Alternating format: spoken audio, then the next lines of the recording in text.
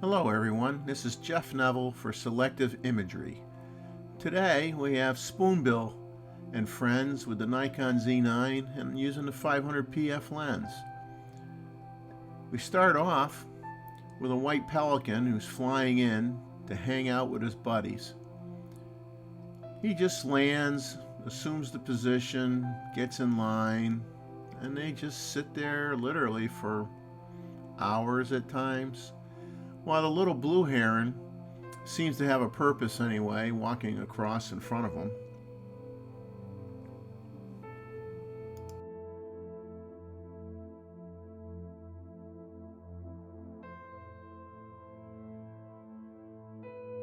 We now move on to, well, pretty much everybody's favorite bird, at least one of them, the Rosetta Spoonbill. Obviously there are thousands of these birds in Florida, and we're going to just look at some pictures of them hanging out together and just relaxing. And in this particular point in time, the lighting was really fantastic. I mean, they weren't getting blown out. It was partly cloudy for spoonbills or white birds is great. And here, you know, great egret is flying by with an eel, which interrupts my spoonbill pitch here, and then moves over closer to land and eventually does swallow this fella down. We switch back to the spoonbills, and they're just chumming around, having a great time together. Preening, mostly preening, shaking their heads, having conversation, walking around. Not much for feeding at this point in time.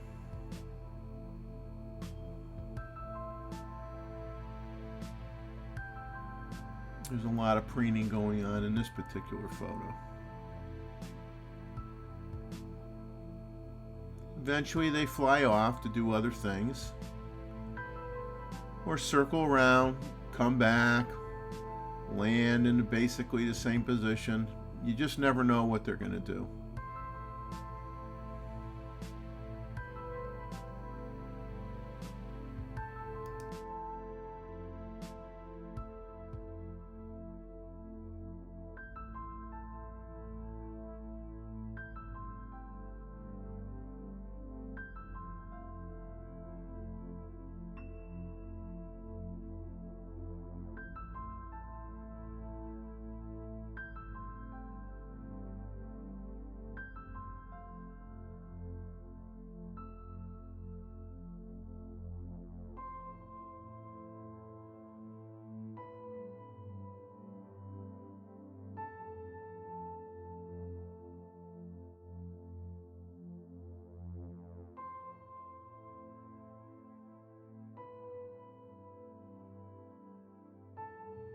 We have another video clip to show you here, and flying in is a little blue heron, and we'll probably get a picture of him again in a little while here. In the meantime, enjoy the spoonbills.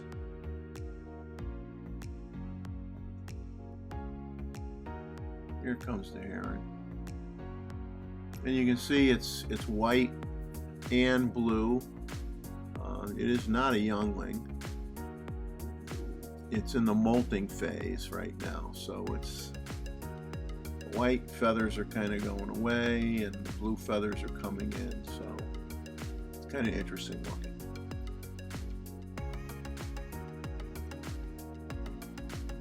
And then farther in the background, I believe, is a tricolor heron.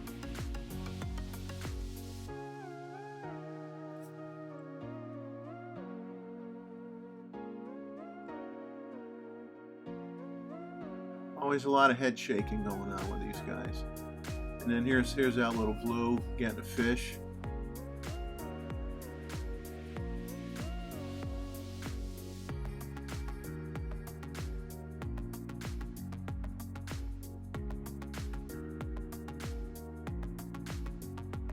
We then pan on over to the spoonbills once again.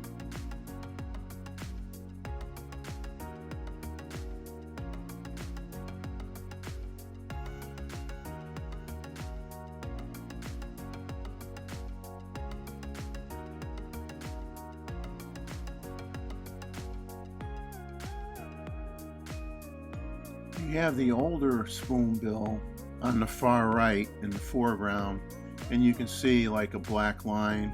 It looks like a black line in the back of its head, and it's basically bald, you know, kind of like me. So it's up in age, and the feathers kind of disappear from, I guess you could say, the forehead on the bird, and that's how you'll know that the bird is very mature.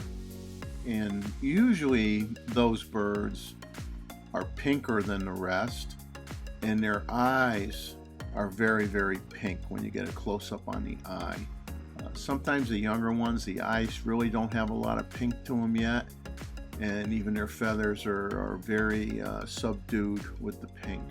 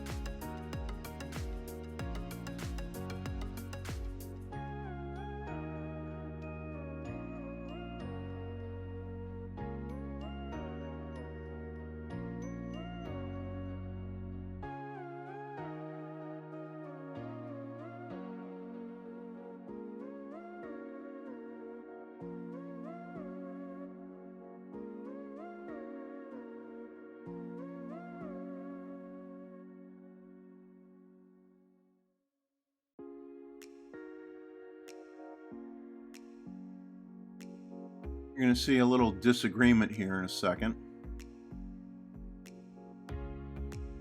They usually do play nice with each other for the most part.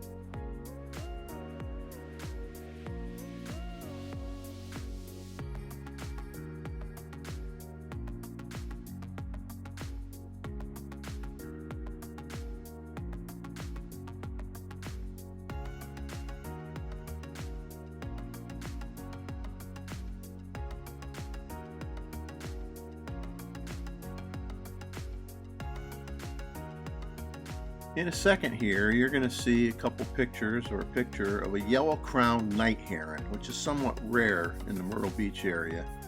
They roost in trees by day, specialize in eating crabs. They do eat crayfish and sometimes mollusks, frogs, and fish. When they get older, they're small and stocky, have short, thick necks and short bills.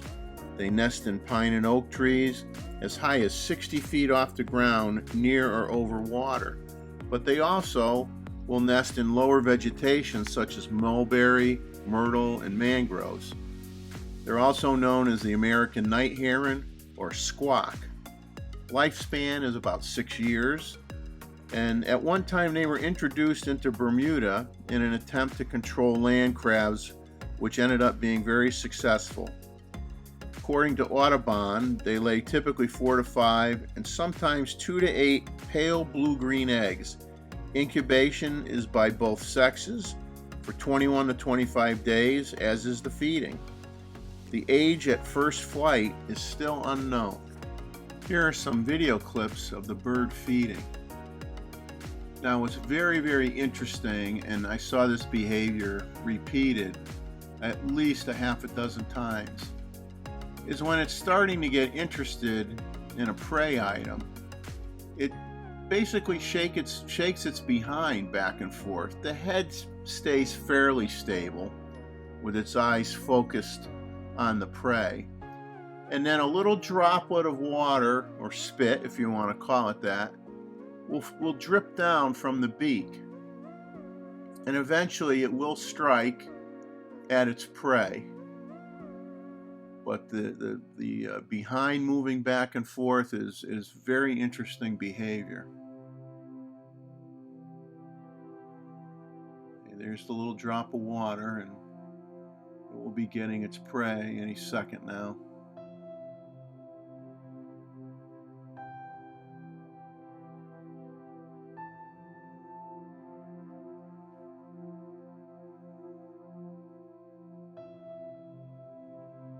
It found a really good sized fiddler crab, and I'm sure you've noticed in the video in the background, although it's obviously a little blurred, you can see a lot of movement. There's hundreds if not 1,000 fiddler crabs in that general area, and it just ripped off the claw and now grabbed the body, and it's going to take that down. And you don't see it quite go all the way down, and I'll be honest why, is because I had a sneezing attack. Man, that camera was going up and down like I was jumping on a trampoline, so I had to edit the very end of that off, but you could tell that it ate it. And here in this other video clip, once again, there's the swaying back and forth, but it's very deliberate, and it's what's kind of surprising is I guess it locks on to a general area, and it just bides its time until it feels it's the right time to go after that crab. And sometimes it'll change its mind and it'll turn its head and it'll go another direction and it'll start the routine all over again. And you wouldn't think it would be that complicated when there's that much prey basically all around it and walking around. You would just think it would be constantly, getting one after another after another. Now, I probably watched it get, a half a dozen or more. I didn't film every single sequence of the feeding. I just wanted to get some samples so that you could see the behavioral pattern and what it does. But it's a very interesting bird, and like I said, it's not real common in the Myrtle Beach area. I did see an adult one later in the same area later on in the day. The black-crowned night herons are very common, more on the swamp side of the park, not so much in this area, which happens to be near a nature center and is actually in the marsh section of the park.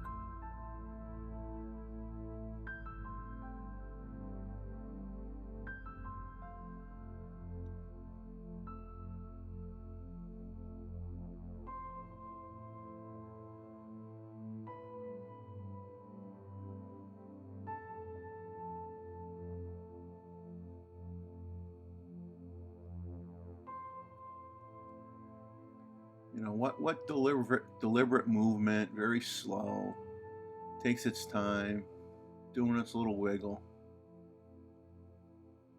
And you're sitting there filming this, you're saying, well, when are you going to get it, for crying out loud? It's taking you forever.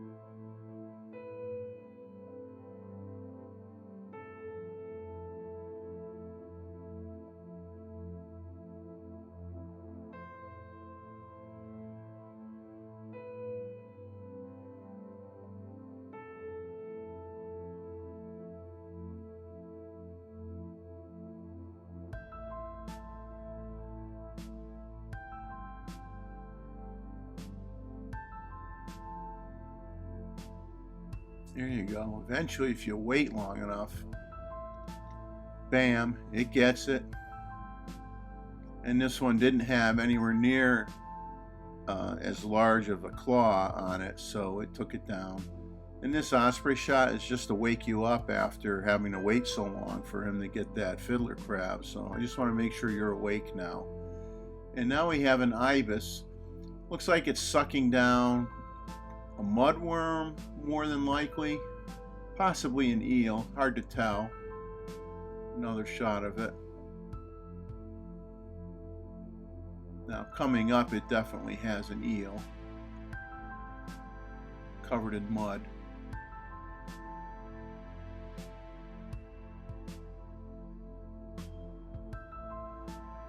And eventually it swallows it down, and it's funny, you can see how part of the eel is clean, was washed in the water, and part of it still has mud on it. And here's an egret swallowing a fish. A few images that got caught with this process. And it's basically kind of like along the side of the head, and it's trying to work it into its mouth. Well, I hope you enjoyed this video. Please like, subscribe, and recommend us to your friends. I'd like to get more people interested in getting into bird photography or just photography in general. Until next time, remember, enjoy life, capture some of it.